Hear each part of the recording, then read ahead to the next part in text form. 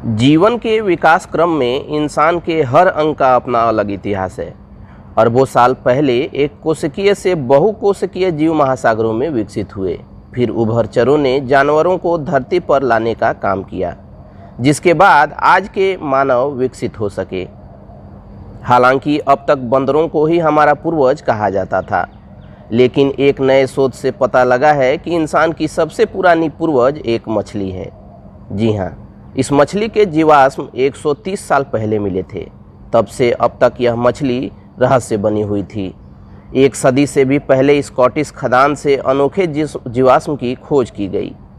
ये अवशेष थे बिना दांत वाली ईल जैसे एक जीव के, जिसका कंकाल कार्टिलाजिनस।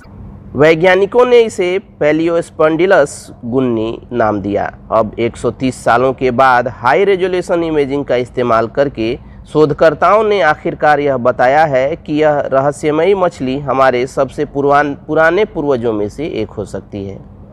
नया शोध नेचर जर्नल में प्रकाशित हुआ है। टोक्यो यूनिवर्सिटी में जीवाश्म विज्ञानी और शोध के लेखक तत्सुया हिरासावा का कहना है कि इस छोटी मछली के अब तक रहस्य बने रहने के पीछे दो कारण हैं। पहला तो इसका छोटा आकार, जो केवल 2.4 इंच है, और दूसरा ये कि जीवाश्म ने अपने आकार को काफ़ी सिकोड़ लिया है। Synchrotron radiation X-ray computed tomography से पैलियोस्पोंडिलस को रिकंस्ट्रक्ट किया गया।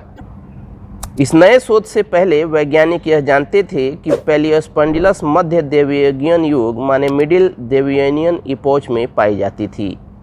इस मछली में अच्छी तरह से विकसित पंख थे, लेकिन हाथ या पैर नहीं थे। मज़े की बात यह कि इसके दांत भी नहीं थे, जबकि उस समय के ज़्यादातर कैसेरिकियों माने वर्टिब्रेट्स में दांत पाए जाते थे। 2004 में शोधकर्ताओं ने अमेरिकन साइंटिस्ट जर्नल में रिपोर्ट किया था कि पैलियोस्पोंडिलस एक प्राचीन लिंगफिश थी। 2016 में जूलॉजिकल लेटर्स जर्नल में प्रकाशित एक शोध के मुताबिक यह हैगफिश की रिश्तेदार थी। एक साल बाद ऑस्ट्रेलियन नेशनल यूनिवर्सिटी की एक टीम ने कहा कि यह आधुनिक शार्क की तरह एक कार्टिलाजिनस मछली थी। कैनबरा में ऑस्ट्रेलियन नेशनल यूनिवर्सिटी में मटेरियल्स फिजिक्स में रिसर्चर और शोध की सह लेखक यूजी हु का कहना है कि यह अजीब जानवर पहली बार 1890 में खोजा गया था, और इस खोज के बाद से वैज्ञानिक हैरान थे और अब तक कोई भी वास्तव में इस जानवर की असली पहचान नहीं जानता था। हाल ही में हिरासावा और हु ने माइक्रो कंप्यूटेड टोमोग्राफी स्कैनिंग तकनीक की मदद से पैलियोस्पोंडिलस की हाई रेजोल्यूशन वाली डिजिटल इमेज निकाली, ताकि सबसे सटीक डेटा इकट्ठा किया जा सके। स्कैन से कई चीज़ों का खुलासा हुआ।